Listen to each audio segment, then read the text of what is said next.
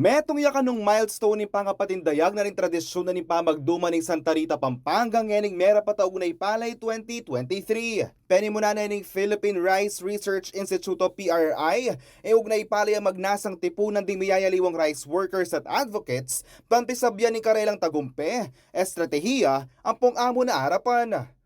Ang cultural worker at interdisciplinary artist sa Houston Banal, ang many muna king research at pamag-exhibit king tradisyon na ning pamagduman kay Ugnay Palay 2023.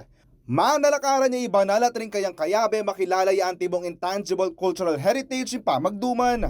We are bidding for that intangible cultural heritage na ng UNESCO para ma-recognize siya, and then i-include deket ang amanandang at ilaman ng urgent safeguarding list. Kasi UNESCO atin yung list yung pamagduman natin yung pwede yung miyabe ket ang urgent safeguarding list. Kumbaga yung UNESCO lawe na ini as a culture na kailangan ma-safeguard.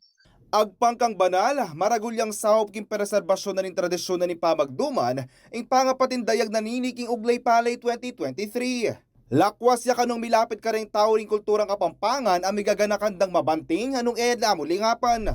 Kaya ang pamag-exhibit tamon, tinamong sabihan ng PhilRice that we are accepting or acknowledging itang idea about this tradition. Gagawin tayong visual feast that people would actually see ancient pa itang process na rin pamag cultivate ng soil and then pamananamda and pamag-pound ng rice.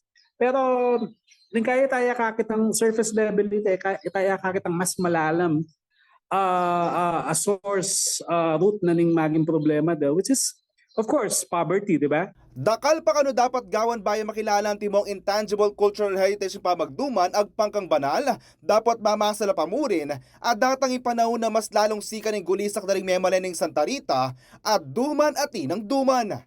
Samantala, marapat yung Duman Festival Pampanga Yeda musical na ning artist Santa Rita king Santa Rita Eco Park ngayong Sabado December 2 pasado alas 6 ning bengi.